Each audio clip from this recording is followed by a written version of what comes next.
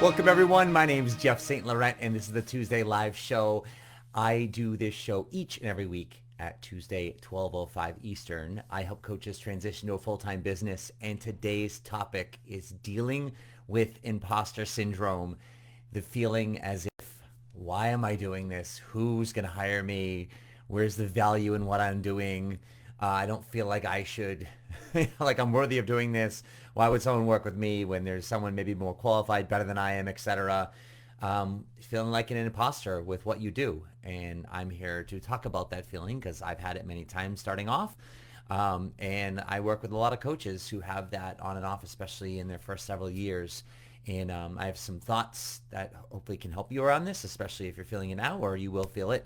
And anytime you go into a situation where you're really stepping into new territory, no matter how long you've been doing something for, you can feel that way. So very, very important piece right there. So let's talk about that. I do record all of my live shows. I put them on my university at sellingcoaching.com. So check that out, my university. Like I said, I help coaches transition to a full-time business. You can start off with some great resources right on my homepage of sellingcoaching.com. If you enter your name and email address, you'll receive an email with a link to the recording I did on launching your coaching business, the first 3 vital steps. Also, if you want to check out, I'll put a link in the comments below this, whether you're watching the live or the recording. I have a GoPro Elite group mentor coaching program. I'll be launching another one of those in the next couple weeks. I'm hoping to actually start one next week. So if you're watching this live, definitely check that out. Like I said, I'll get this link right now, but I will post that right now in the comments. So you can click that link, check a look at that. If the timing's right for something like you to do that, I'll put that in there right now. But if it's something, definitely click that link, and then I will follow up with you, and we can go from there. So that link's in there now. Anyways, let's start this off. Let's start talking about imposter syndrome, because this is something that it's. How about this? It's a real thing in the sense that we feel that way. Yet I'm here to say it's not a real thing, right? It's only the way we're thinking about that. But how can we not feel that way? How can we not feel that way when we're starting off something new? And especially as coaches, when we're starting off new and we're not confident yet in what our message is, what we're sharing. We're not confident necessarily in our coaching abilities. We haven't coached enough. Whatever enough means, right? Is there a certain point where it's enough where we feel confident? Well, no, we just like anything, the more we do it, we were practicing and getting better at it. But what really makes it challenging, I've found for most of us, especially as we start off, is the fact that we're charging money for this, right? So what we're doing now, it's a business. Now we're saying, hey, listen, I'm offering something of value. Will you pay me for it? And that's what really makes something different. I mean, it's like you could pick up a new sport, golf or tennis or whatever you want to do, and you can, oh my God, I'm horrible at this, right? And okay, but no one's paying you. You're not a professional athlete, there's no real expectation other than like, I want to get better to have fun. And so now we're in a business where we're saying, hey, I'm a coach and I'm doing whatever I'm doing. And, will you hire me? Obviously it doesn't work exactly like that, but that's where, especially when there's an exchange of value and selling a service like we're offering, we can feel like we don't belong. We can feel like our message isn't valuable. We're not valuable. Who's going to hire us? And another key thing to really understand this, and what I'm hoping to do here today is at first part of this is helping you understand why we can feel this way, or why it especially feels so strong. And like I'm saying, the biggest piece is that we're selling something. We're selling a service. We're selling coaching. We're the brand. We're the service. It's not like a tangible, like this is a pencil sharpener. It's just like it works or it doesn't. It costs a certain amount of money, and someone gets it and uses it and it works, then they don't think much about it, and it works. But with us, it's a service, and we're providing that service. And that's a big thing in all of our beliefs about ourself and our self-worth, self-love. All that stuff comes into play. Am I good enough? And like I said, the lack of experience, et cetera, coming into this. And so especially because of that, it magnifies this imposter syndrome. The other thing that I found feeling, understanding this myself years later, and then as I worked with more and more people, is the fact that coaching in what we do is so intangible. It's so hard to really understand what it is unless you've actually experienced it, unless you've had not only an experience of someone coaching you, but in a situation where you really need some coaching. And on the other side of that, there's like, oh, if you were one of those aha moments. And we can explain all we want what coaching is to people. We can have it on our website when someone can ask us, so what do you exactly do? And you can talk for an hour about it and even 5 minutes about it, and they can nod their head and they're, oh, wow, that sounds good. But it's not like they're at a space to be able to be like, oh, that sounds great. Let me give you a couple grand so we can coach together. Like, that's just not how it works, right? There's a lot of factors that need to be present in order for someone to be interested, curious, open to what we're doing in the first place, and then obviously taking them through a process to get them there, right? I teach a lot of that and other things that I teach. I'm not going into the sales process today, but because of that, especially because of that, it's a challenge for us because now not only coming into this business, now not only are we doing something that we're passionate about, but that's really hard to communicate exactly what it is. We're in a situation where having to market ourselves and market our service. And in order to effectively market coaching, we're not talking about coaching all the time, right? We're talking about concepts, thoughts, strategies, ideas, improving oneself, growing, getting better, challenging yourself through transition, right? It's also can seem sometimes that very ambiguous messages as we come out.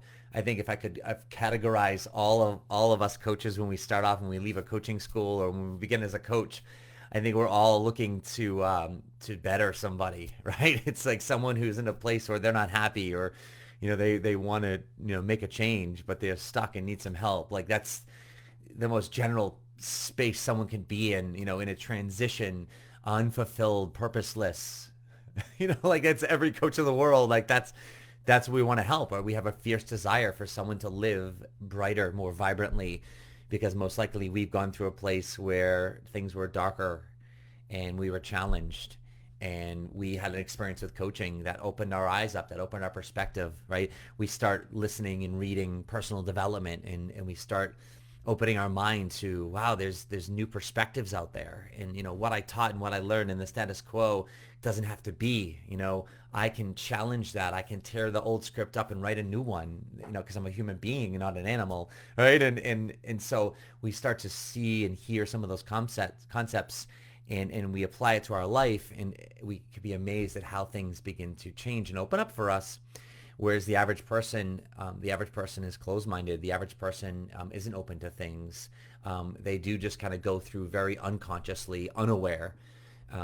They might have moments of that, but it's very easy to go back into that closed-minded space and lack of conscious choice in that world, right? So we come into this space and now we're here and we start sharing this message, and it can feel oftentimes like it's not landing on anyone, because the void is so big out there in the world of internet and social media. And even when we're doing face-to-face, which will happen sooner than later, going back into that world, and maybe it's going to feel different, when we get into that space, coming back into it after a long time with COVID here. But at the end of the day, we get into that space, and it's almost like a void sometimes, or a vacuum, where we could put our message out there and there's lack of response. I was on the phone with my mentor coaching client yesterday, and they are doing the work. And they were saying how, like, geez, sometimes I need more connection. I need more interaction. I need more community. And granted, their community is small and it's starting to grow, a handful of people at a time, each week, each month. But they require more than that. And one of my things is like, yeah, that I get you. Oftentimes in business, though, we want to build a community, we want to have a community, but there's no feedback from us, right? So we're pouring our energy into this space. Like right now, I'm like, really, if you think about it, like I'm alone in my office talking to a camera with a little white light on it, and I'm live, and right now there's 7 of you on live, right? And however many more come in and out or watch this, later on the recording of it, right? But at the end of the day, I'm talking to, a white light on a computer camera, on there. And I might not hear from any of you. Hey, if you're here, write in the comments, say, hey, Jeff, what's up? Love to hear as we go through this live. If you're watching this live, what's resonating with you? What are you feeling like? I can address some of those things as some of those comments come in too. But it's hard. We pour our energy out into this space. And then very oftentimes, no matter, I won't say no matter how big your community, obviously the bigger your community gets, you're going to get more feedback. But oftentimes, especially early on, we don't get much, if any, feedback at all. And so we're writing these emails, we're doing these shows, we're doing podcasts, we're putting a message out there, hopefully on a consistent basis, and we don't get anything. And that also leads to and fuels the imposterous space that we're in. And because it's not necessarily like everyone needs that validation. However, it's at some point, if we're not getting any, we can naturally begin to question, what is it that I'm doing? Is this valuable? Is what I'm saying or sharing valuable? And we have those questions. And so those are some of the situations that we run into. And what I want to share is to start to help you with this. And here's a phenomenon that I find. How's that a phenomenon, right? But I find this with coaching is, especially those of you who are going through a certification program for coaching, we learn what coaching is, and we learn that coaching is us being detached from our agenda and understanding what a client's agenda is, and holding them to their agenda, helping them with clarity, asking open-ended questions, being curious, opening up doors and perspectives, asking them, what is their plan? What is their action? What do they want to do? And holding them to that, that objectivity. And it's also that us listening to what's being said, the energy behind the words on a much deeper level. It's a beautiful, wonderful, very effective thing we do, service we offer as coaching. It's very, like I said earlier, it's very hard to understand the value of that till you experience it. But within that, we begin to have an expertise with the coaching process. And in the beginning, we don't, we're not proficient with it, or at least we don't feel proficient with it. Where it's very logical. It's very, I'm thinking too much. I'm with a client and I know I should be in the moment and be listening. But oftentimes it's hard because I'm nervous. It's hard because I want so desperately to help this person and for it to be valuable. And therefore, oh my God, what am I going to ask next, etc. Very oftentimes I've learned after doing coaching for a very long time, since 2004, especially when I was life coaching, was, I was putting too much pressure on my clients. I was putting too much pressure on the session. I was putting too much pressure on myself to have to be something. Whereas I found if I sat back and I just listened and I just allowed the client to, the session to organically morph into what it needed to be, what it was supposed to be. Very oftentimes on the back end of the hour or half hour of our session, there was a client who was very happy because I allowed the space for it to go wherever it needed to. And I had some gentle questions and it just was an open space versus, even though I felt like I was objective and not judgmental and open-ended questions and holding their agenda, sometimes I had a micro agenda of my own for it to be valuable and me wanting them to benefit from this. And I want them to push them and to leave them with some action plans. And looking back on it, I was like, realize that, well, that's an agenda. That's me wanting, it's forcing value. And that often puts pressure on ourselves. But the whole concept of that's still very ambiguous. If we actually think about it too much logically, it's like kind of like, what the heck are we really even doing? And so oftentimes we can get lost in that. And because we don't have an expertise, because we're not a consultant telling someone what to do, or like now I'm a mentor coach, right? So I guide my clients. I'm telling them oftentimes, here's what we should be doing. Here's what this looks like. I take into consideration what they want to do, and then I'll say, okay, here are your steps. And then let's morph it into kind of making it your own as we go along. But there's that guidance there. But as a coach, we don't have that. And so oftentimes it's like, well, where's the value in what I'm doing? We can question that. That's where we feel like that imposter. And then what I want to share is in that space there, what I want you to show is where you do have value. And starting to recognize that, especially when you're in those moments where you're feeling like, oh God, why am I even here? Who's going to do this with me? you've got to go back to what you've been through in your world, what you've been through. And I go back to your story. It's your story. It's stories are the lifeblood of learning. They're the lifeblood of experience, of sharing, of teaching. That's how we do it, through stories. And you have a story. And whether you value your story or not is another thing. But whether you value it or not, I will say this, there is value in your story. You've just got to be bold enough, brave enough to share it in whatever it sounds like.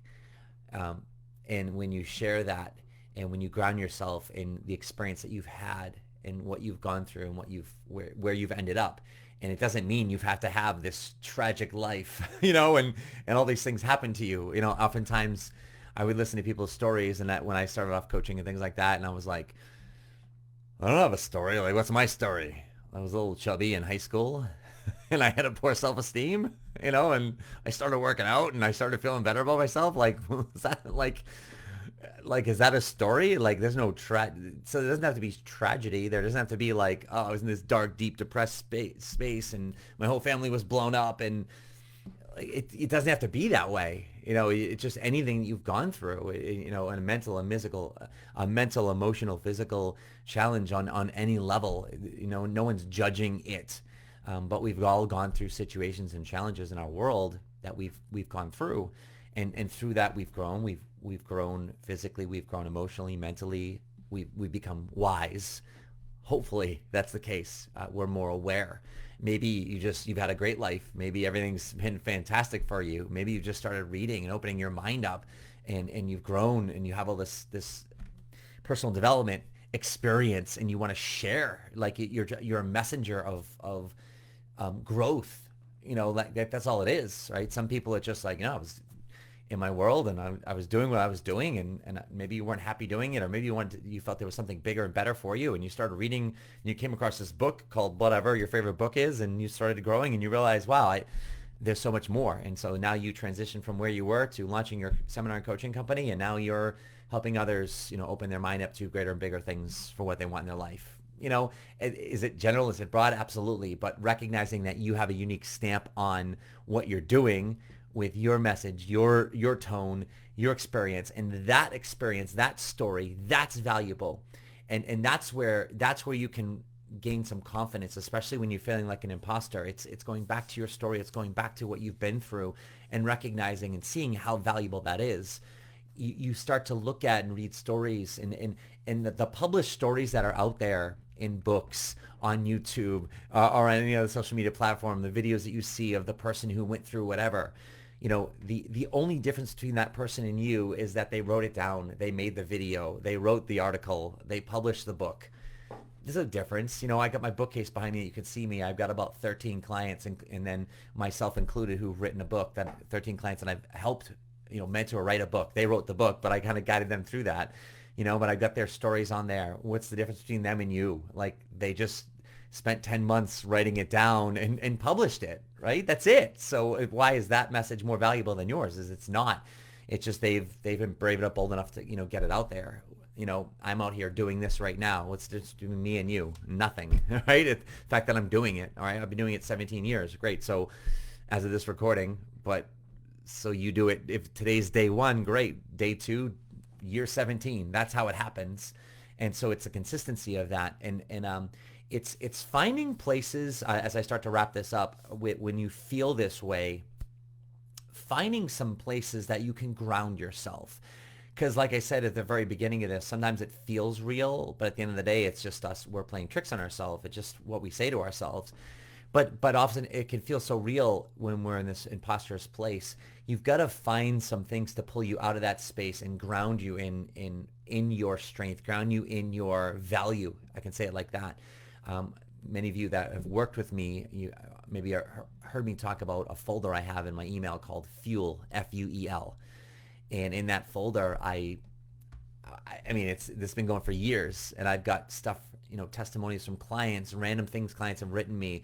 It could be personal things like something my mom wrote me, or my son, or my girlfriend, or it could be a situation that happened, a failure, when I published my book as an example, and I was trying to get it out there to different places that might sell it or bring it on to expose it more. And like, oh, your title isn't strong enough, it's too long, the introduction's too long, or give me some feedback of things like that. Like, that fueled me, whether it was positive or negative, to, okay, that didn't stop me. It doesn't mean, oh, my book sucks. It's like, no, because there's a lot of people that said it was fantastic, right? And they got value from it, right? So there are a lot of things that fuel me and ground me in that space. An email that someone wrote me that's, you don't know me, but I've been following you for years, and I just want to thank you for everything that you do. I read all your emails and they help me out. You might never hear from me again, but I just wanted to reach out and say thank you. Like random stuff like that when I'm feeling, even at this stage, sometimes like, oh, geez, what am I doing? Or,